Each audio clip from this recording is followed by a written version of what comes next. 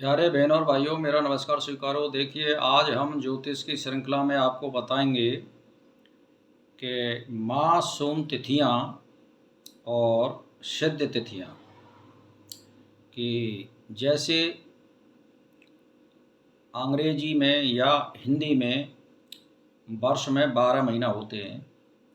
तो हिंदी में जैसे चैत्र, बैसाख, जेठ, आषाढ़, श्रावण, भाद्रपद, आश्विनी, कार्तिक, मार्गशीर्ष, पौष, महा, फागुन।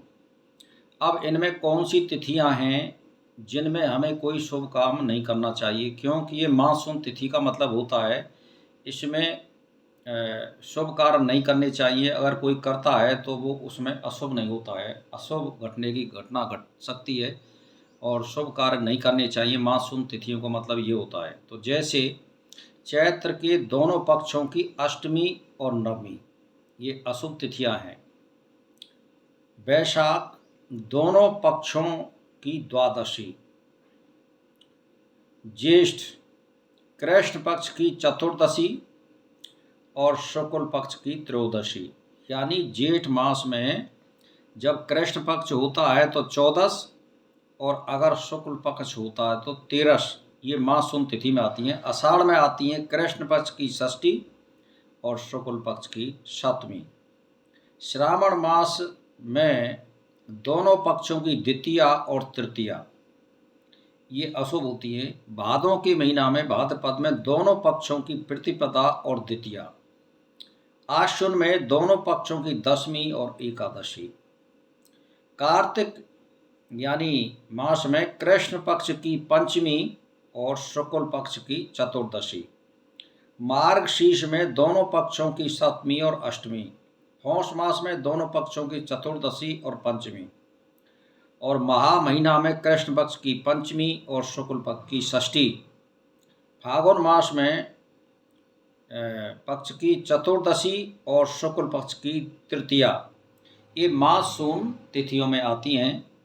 अब मैं आपके लिए बता रहा हूँ कि कोई शुभ कार्य करना हो और हमें उसमें सरलता प्राप्त करनी है तो उसके लिए सिद्ध तिथियां होती हैं। जैसे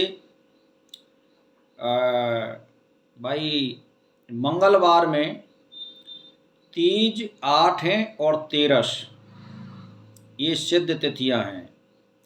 बुधवार में दौज, सातें और बारस, ये सिद्ध तिथियां हैं। बृहस्पतिवार में पाँचें, दसवीं और यानी पूर्णमासी, ये जो है बृहस्पतिवार में होती हैं। परवा, छठ और 11 में शुक्रवार पर है, ये सिद्ध तिथियां हैं।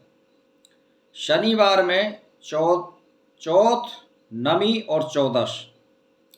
तो कहने का मतलब ये है, ये सिद्ध तिथियां होती हैं। अगर हमें कोई कार्य करना है, जैसे मान के चलिए हम कोई वाहन ले रहे हैं या कोई मकान का हम मुहूर्त निकाल रहे हैं, या हम जैसे मान के चलो कोई विद्या आरंभ करने जा रहे हैं, या हम पहलवानी का आरंभ करने जा रहे हैं, या हम कोई मंदिर प्रतिष्ठा करने जा रहे हैं, या कोई व्यापार आरंभ करने जा रहे हैं, या कोई दुकान खोलने जा रहे हैं इत्यादि के लिए ये और जितने भी शुभ कार्य होते हैं उसमें शुभ होती है।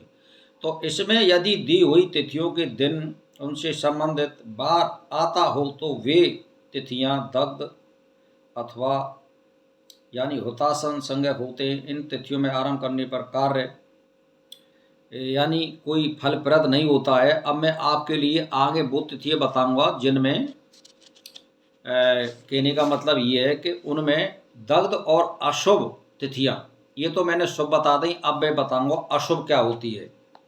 जैसे मान के चलिए रविवार में बारस, चौथ, और यानी दोनों पक्षों की बारस और चौथ ये पड़ती हों तो ये जो है अशुभ तिथियां हैं, इनमें कार्य नहीं करना चाहिए। सोमवार को 11 और दोनों पक्षों की छठ, और मंगलवार में 5 और दोनों पक्षों की 7।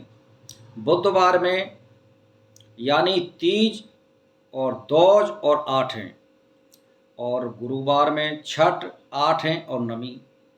और शुक्रवार में 8 हैं, नमी 10वीं, और शनिवार में नमी 7 और 11।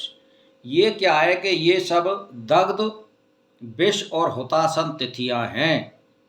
इनमें कभी हमें शुभ कार्य नहीं करना चाहिए। तो भाई और बहनों, मैंने आपके लिए आज 3 बातें बताई हैं: मानसून तिथियां, सिद्ध तिथियां और दग्ध और अशुभ तिथियां। तो इसी के साथ मेरा नमस्कार स्वीकार हो।